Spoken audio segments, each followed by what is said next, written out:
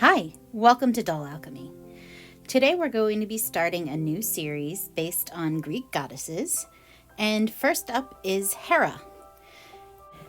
If you weren't aware, Hera is the wife of Zeus, and she's the goddess of women, marriage, and childbirth, among other things.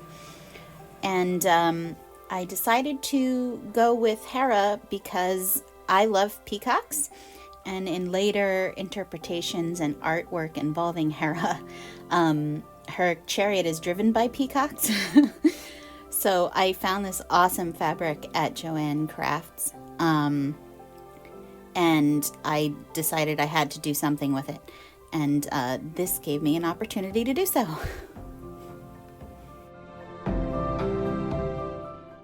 So first I'm hand sewing a undergarment. I believe it's pronounced a chiton or chiton. Forgive me if I'm pronouncing that wrong. But it's just a simple tunic that most men and women would wear at that time. And I'm going to be pairing it with a kind of cloak known as chymation.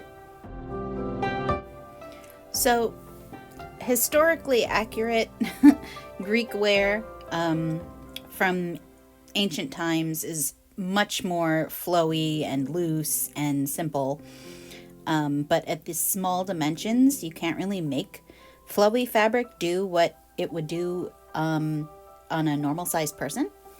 So I kind of had to fake what would normally be like normal ruffles and things like that by folding fabric in on itself and sewing in darts, whereas in a costume it would be held together with pins, and it would be much more loose and not forced.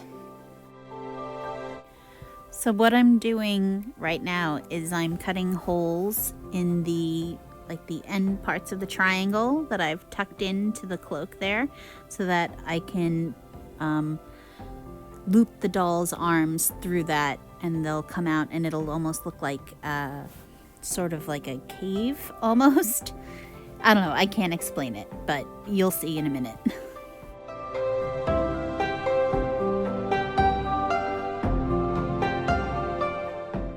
So this is what the sleeves look like before they've been pinned up. I tried to attach the sleeves with just the chain at the shoulder, like wrapped around, but it got all poofy and weird. So I have sewn it, gathered it in a few places, and then I'm going to wrap the chain around and pin it at the shoulders.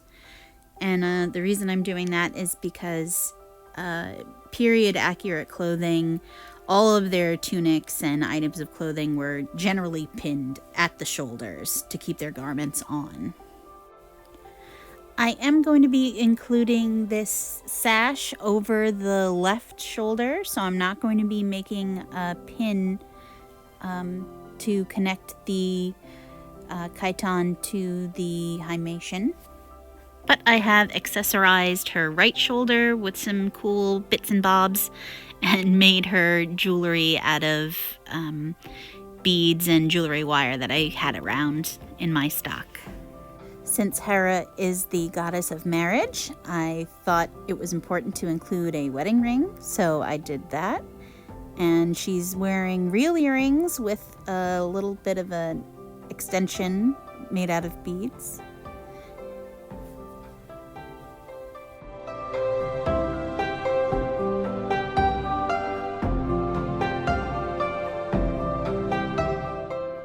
And as for the sash, since the fabric is only printed on one side, I had to sort of double up.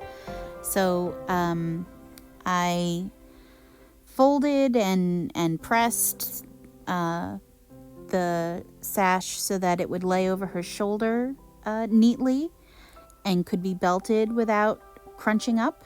And I used flexible fabric glue just to seal in the edges so that I didn't have to sew it or create extra bulk with a thicker adhesive.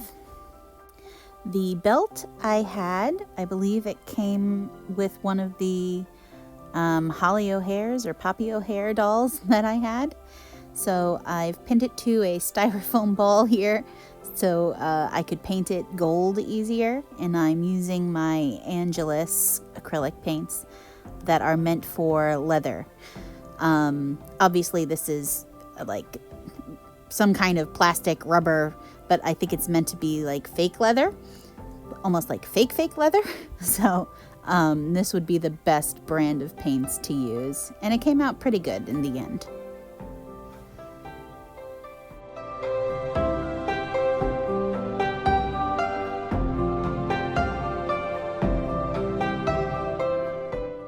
So thankfully this Holly O'Hare doll came with the headdress that she's wearing. I've only just repainted it, and I've rolled up and pinned her hair and wrapped a gold rope around it so that it looks a bit more period accurate.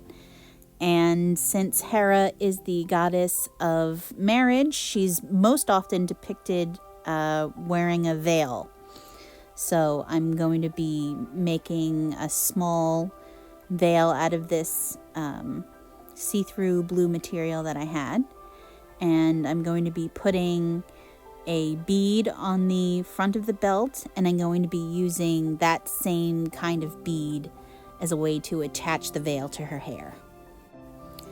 As far as her face-up is concerned, I actually really like the lip color that she came with, so I'm just going to be removing all of the factory makeup and just the wear and tear. I got this doll in a doll lot, and her face is a little bit dirty, not that you can see because of the glare. So here's what I started off with as a base. I sprayed it with Mr. Super Clear a few times, and I built up a few layers of pan pastels and chalk pastels for her blush and her eyeshadow. And I'm sketching in her eyes with watercolor pencils. Since her eyeshadow is going to be blue, I just decided that I would draw in the shape, the wing shape, with a blue pencil. And I'm just going with pink pencil for the underside of her eye, so that when I draw the water line in later, it's easier to see.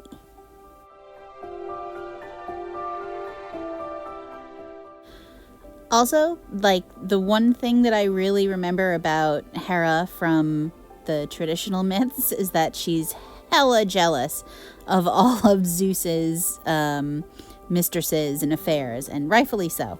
So I thought it would be appropriate to give her green eyes, since green is the color of jealousy. And green eyes go great with the copper color that this doll came with, the hair. So yeah.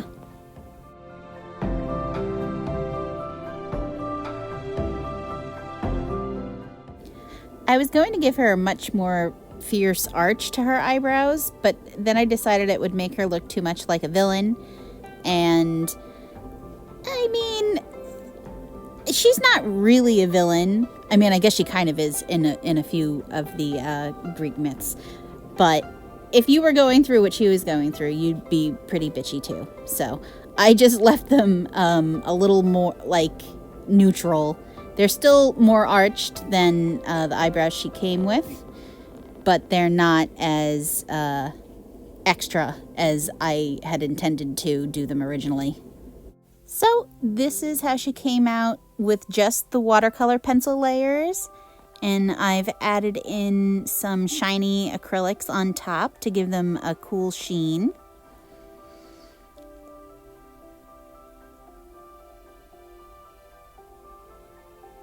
And right now I'm drawing in her lower lashes with my Derwent watercolor pencil.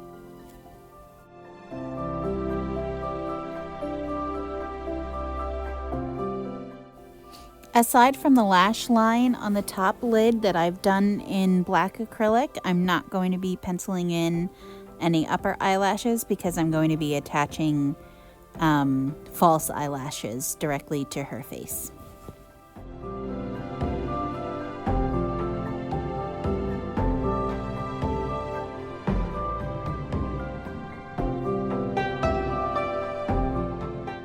I've also been building up like shimmer and gold layers directly onto her green eyes so that it would still have that kind of otherworldly sheen to them.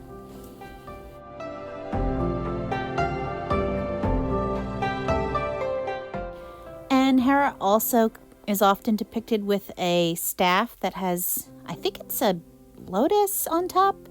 So I just fashioned one out of a chopstick and some flower beads that I had. This is the end result after an hour of fighting with the false eyelashes and my glue.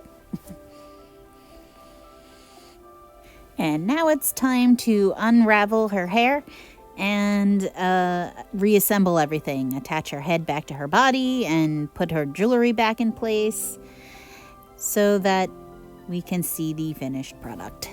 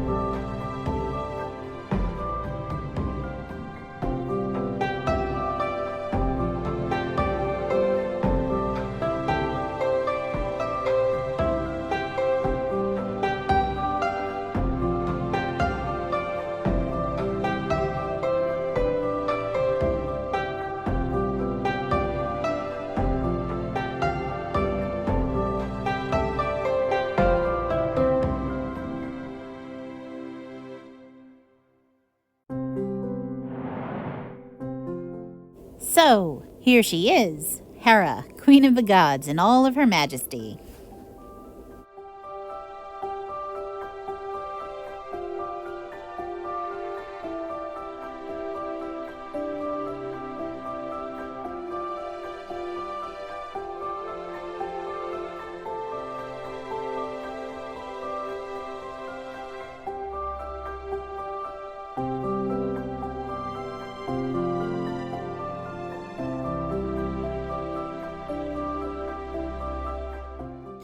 And since I don't have a throne, I figured she could borrow the alchemistress's chair instead. I think she looks appropriately regal. The colors of this fabric are beautiful and sumptuous together, and I love the gold detailing, so this came together pretty nicely. I hope you enjoyed this making of video. And major thanks to the people who took part in my poll on my doll customizer Facebook page that I belong to for helping me make a decision as to this doll being the one they most wanted to see.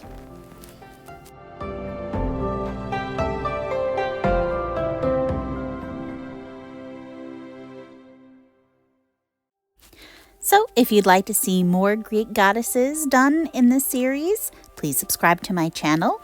Like, subscribe, share my videos, hit the bell button, all those good things. And hopefully I'll see you back in a couple of weeks. Thanks so much for stopping by.